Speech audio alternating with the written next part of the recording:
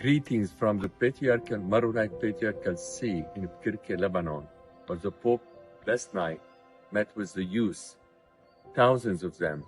He listened to them, he prayed with them, he listened to their anxiety and worry about the future, and also their determination to stay here.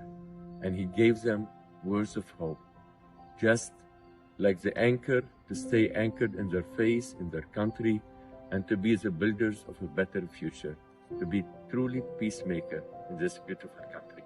The testimonies had from different parts of Lebanon, I'm also reflecting the different confessions of Lebanon and how working and coexisting together as a Christians and Muslims also would help build this country. God bless.